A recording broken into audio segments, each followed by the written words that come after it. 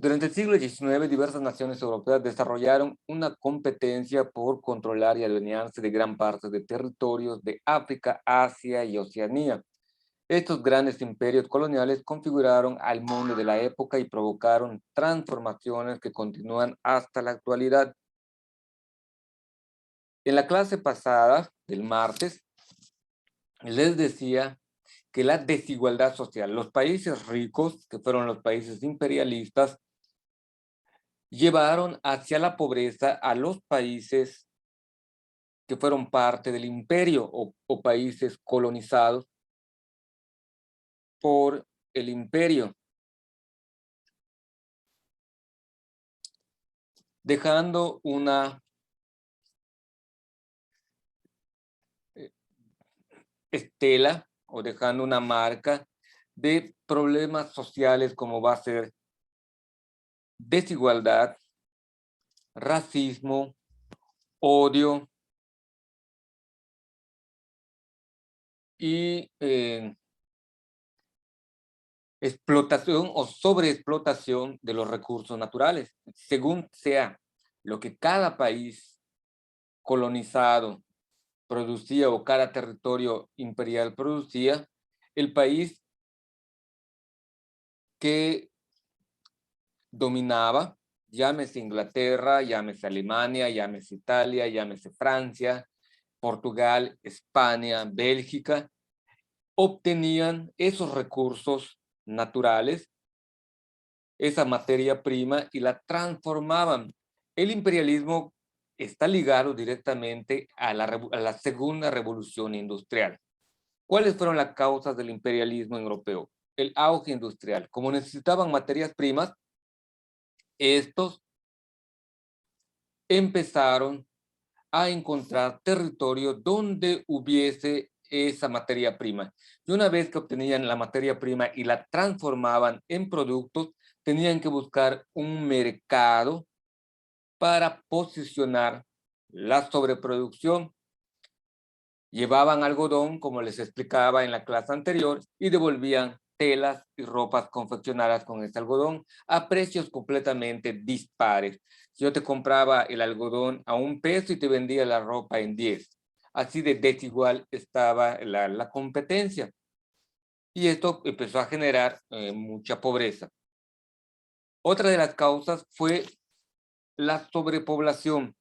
Durante el periodo de la revolución industrial, primera y segunda revolución industrial, y los avances científicos y tecnológicos permitieron a las naciones incrementar el número de sus pobladores.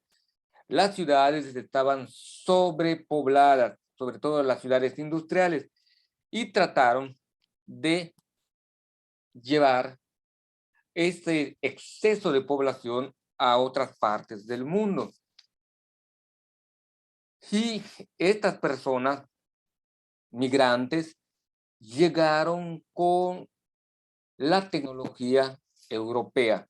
Hubieron países que abrieron sus puertas a esa gran migración de población europea. Estados Unidos recibió una gran cantidad de irlandeses, italianos, alemanes, de preferencia, y algo de franceses. Allí, ya sea Estados Unidos, pero ya sea la ciudad de Nueva York o ya sea Los Ángeles, empezaron a llegar grandes bandas de migrantes. El otro país americano sería Argentina y en menor medida México. Por eso en la Argentina hay mucha comunidad italiana y mucha comunidad alemana. En el caso mexicano, en la zona de Morelia y de Puebla hay poblaciones italianas. Y en lo largo y ancho de la República Mexicana hay algo de población alemana, que fue durante este periodo de la Segunda Revolución Industrial y del imperialismo, cuando salen esa población expulsada por el aumento de población y empiezan a llegar a esos lugares. Coincide, en el caso yucateco, coincide con el periodo del auge nequenero, cuando el enequén, el oro verde de Yucatán, estaba en su punto de mayor producción, donde generaba una gran cantidad de riqueza para el Estado, llegan los alemanes como mecánicos o ingenieros para darle mantenimiento o para instalar las desfibradoras del enequén. Y se van quedando en este lugar. Los relojeros más antiguos son alemanes y los mecánicos más antiguos también son alemanes. No sé si conocieron lo que son las veletas, que eran unas máquinas muy altas que las ponían sobre los pozos y sacaban agua. Esta tecnología era de origen alemana. Lo traían los alemanes y lo instalaban los alemanes y le daban mantenimiento a los alemanes. Y también todo lo que tenía que ver con las desfibradoras eran los alemanes quienes les daban mantenimiento a toda esta maquinaria. Si algún día tienen la oportunidad de visitar una hacienda enequenera, cuando ustedes vean la magnitud o la grandeza de esos espacios, tiene que ver con la segunda revolución industrial y con este periodo imperialista. En el caso mexicano no fue sometido, en el caso argentino no fue sometido, pero como vieron ustedes en el video pasado, los países africanos, asiáticos y de Oceanía, sí. Ahora, ¿cómo lo justificaban? A través de su espíritu nacionalista. Esto sí va en su tarea de hoy. ¿Cuál era una justificación? Una ideología nacionalista en donde estaban compitiendo por demostrar que ellos son los mejores, que los ingleses son mejores que los franceses, que los alemanes son mejores que los franceses y que los ingleses, que los belgas son mejores que los italianos y que todos los demás. Cada uno agarraba una identidad nacional y pretendía que ellos son el modelo de desarrollo para todo el mundo. Se ponían así como la imagen o la bandera del desarrollo y de la humanidad.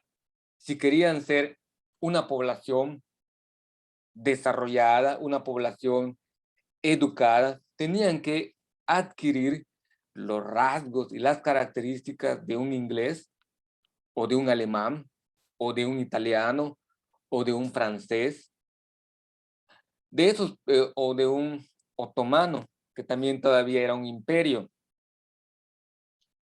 Esta ideología nacionalista llevó a esos ciudadanos a creerse como los mejores del mundo y cuando ellos llegaban a esos territorios o países que para su mentalidad de ellos eran subdesarrollados, trataban de imponer su ideología, aunado a este elemento de la búsqueda de territorios para obtener materia prima y para posicionar sus productos. ¿Sale? Esto sí va, una de las justificaciones era su pensamiento ideológico nacionalista. El otro, pensaban ellos que como civilización occidental, así se le conoce a Europa de Occidente, de hecho nosotros tenemos una formación occidental, el cómo pensamos, el cómo escribimos, el cómo nos vestimos, es a la usanza o al modo de la formación occidental europea. El sistema educativo que tenemos está plenamente identificado con modelos occidentales. Existen otros modelos educativos, no solamente el que tenemos aquí en México. El modelo mexicano es muy similar al estadounidense, al alemán o al italiano, en sus contenidos y en sus formas de aplicarse. Pero vuelvo a repetir, en otros países, en otros lugares del planeta, existe un modo diferente de cómo enseñar que no sea europeo. Pensemos en los chinos, pensemos en los japoneses, que tienen un estilo diferente. Pensemos en los budistas, Pensemos en los árabes, que también tienen un estilo muy diferente a cómo construyen su mundo y cómo enseñan.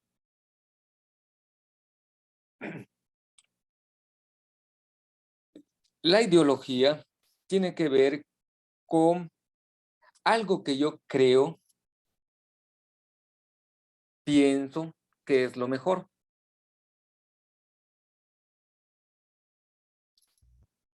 Va unido, en esta justificación ideológica, va unido a un compromiso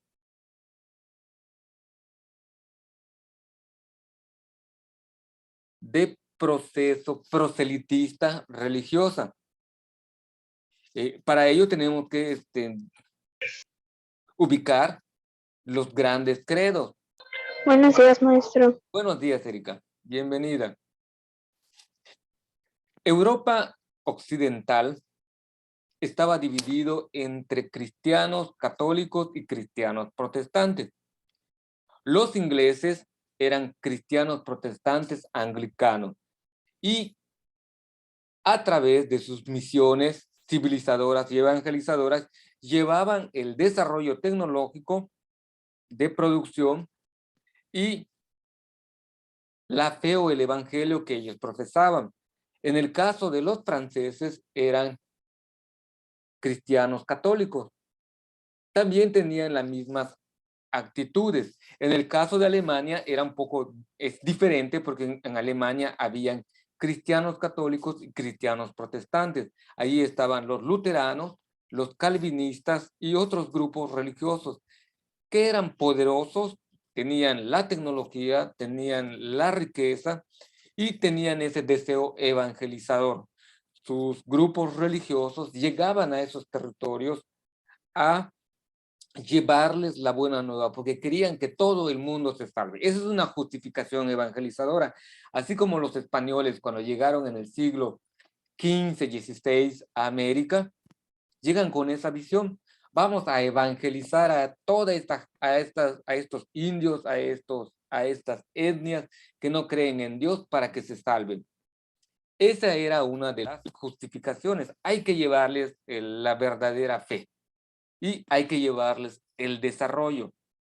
Pero en el camino habían acciones que contradecían lo que ellos realizaban.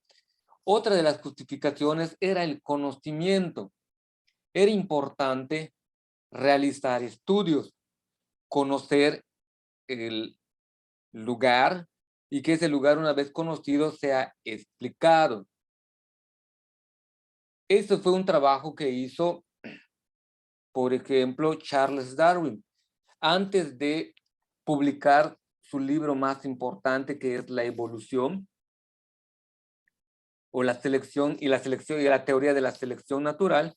Él viajó alrededor del mundo, conocido en ese momento, y cuando llegaba a un país hacía sus estudios biológicos y antropológicos y los resultados los presentó al mundo occidental estudioso, y a muchos les pareció muy interesante y adecuado conocer, descubrir nuevas especies, nuevas tecnologías, nuevas costumbres, nuevas tradiciones. Les pareció interesante y muchos ricos, que se les conocía como mecenas, empezaron a financiar a estos científicos, sean antropólogos, sean biólogos o alguna otra disciplina que se requería, la mineralogía, por ejemplo. Se iban en una especie de misión civilizatoria y evangelizadora, llegaban allá y hacían un estudio completo de ese espacio, algo que hoy en día se conoce como etnografía. Su afán de ellos, en primer lugar, es conocer, pero en el fondo, a través del conocimiento, empezaron a controlar la sociedad.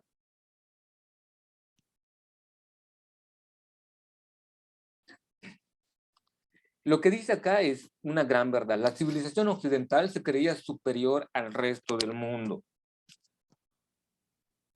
Durante este periodo del imperialismo, su justificación principal es la cuestión de superioridad. Siendo yo mejor que tú, te voy a educar. Una visión inadecuada, una visión tremendamente discriminatoria que, bendito Dios, está desapareciendo. Pero en este periodo de la historia era aceptado, era muy bien querido por las justificaciones que anteriormente les dije, al menos estas tres. El nacionalismo, la ideología y la misión evangelizadora y civilizatoria y el deseo de dar a conocer o el interés científico de dar a conocer los conocimientos obtenidos en estos lugares que ellos colonizaban. Al menos esos tres eran los elementos que utilizaban para justificar su expansión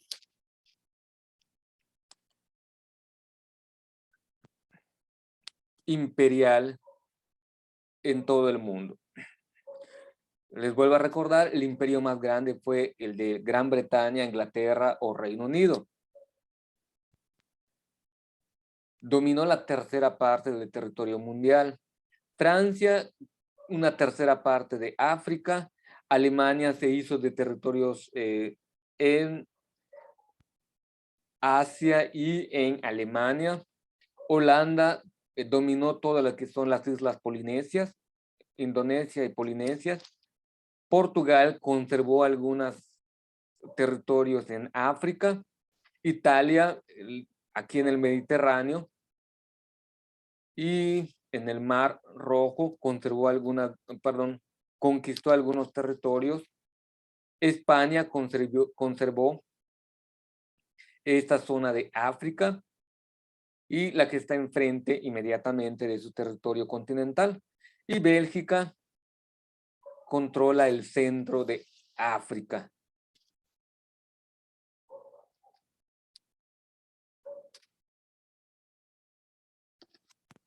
Eso fue también lo que vimos en el video. Las potencias o los imperios tenían modos diferentes de relacionarse con los territorios conquistados. Las colonias eran territorios sometidos en donde el rey o el gobernante principal tenía injerencia inmediata sobre esos territorios. Se les declaraba reyes también de esos territorios. Es como en el caso de la comunidad británica o la mancomunidad británica, en donde reconocen a la reina Isabel actualmente como su reina. En canadienses, partes de la India, partes de Oceanía, las Islas Malvinas en América, reconocen a la reina Isabel como su reina, aunque ella no tiene una injerencia directa de más que de valor moral y de símbolo de unidad, pero ella no puede decidir de lo que se va a hacer en Canadá, de lo que se va a hacer en cada uno de los países que les mencioné. Ella solamente es una figura representativa. Los protectorados eran regiones donde las potencias coloniales controlaban la política exterior. Les decían, ustedes no van a hacer comercio con otros países que nosotros les digamos. Eran sus protectores, pero eran como sus tutores de esos territorios con tal de un control económico y político. Y para ellos usaban recursos militares, implementando allá soldados de su país. Las concesiones eran territorios de un país independiente en la que las potencias occidentales conseguían ventajas comerciales. En el caso de América se dio muy frecuentemente con Estados Unidos. Las grandes empresas petroleras, agrícolas, llegaban a los territorios y firmaban convenios con los presidentes para que ellos sean los únicos productores de esa región o explotadores en esa región. Y el presidente en turno le concedía, pero no era tan sencillo así como uno pudiese imaginar. Era por medio de amenazas. En caso de que no hiciera, amenazaban con invadir el territorio. Era una situación de desigualdad. Los dominios eran territorios en los que se estableció una gran cantidad de población europea con su propio gobierno. Era como darle oportunidad, que se creaban comunidades dentro de un territorio nacional y ellos tenían cierta autonomía. Aquí hay una imagen representativa en la guerra del opio, cuando China imperial pierde ante Europa. Los países que entran en guerra se dividen en esos territorios del antiguo imperio chino. Inglaterra,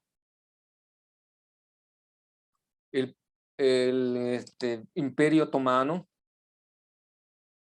franceses, belgas, se distribuyen ellos el territorio del antiguo país China.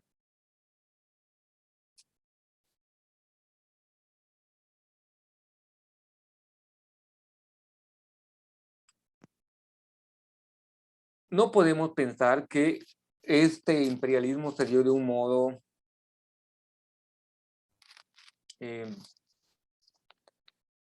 como si fuera que la historia está transcurriendo dato tras dato.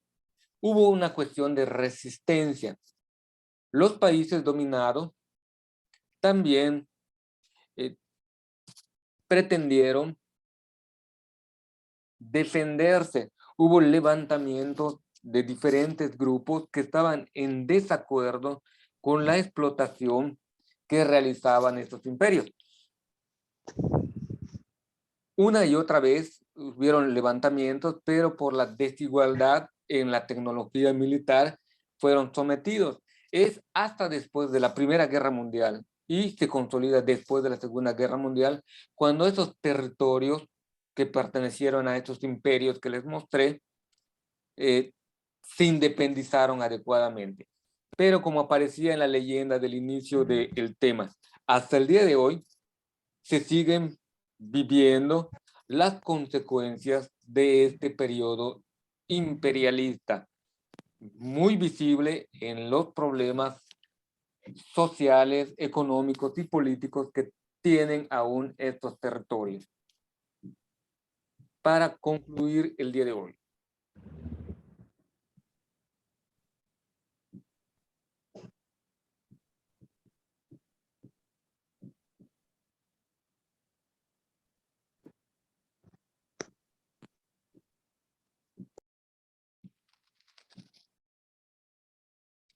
el imperialismo, de cierto modo,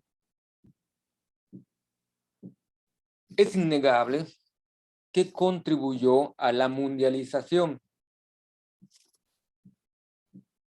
o globalización.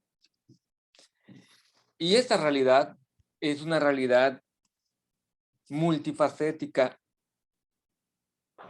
y que tiene diferentes consecuencias. Y como son hechos ya ocurridos, lo que nos deja de legado sirve como una enseñanza del cómo podemos no repetir ese proceso negativo. ¿Alguno de ustedes vio la película de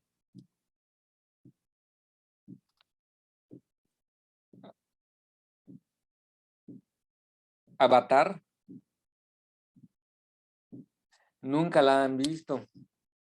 ¿Cuál otra se me ocurriría que... Yo sí, maestro. Usted sí, André, Avatar. A ver, ¿cuál otra se me ocurre que es de la misma temática?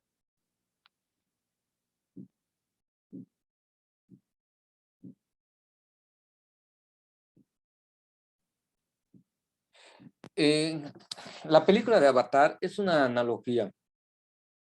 ¿Qué es una analogía? Es una comparación que se establece entre una realidad con otra.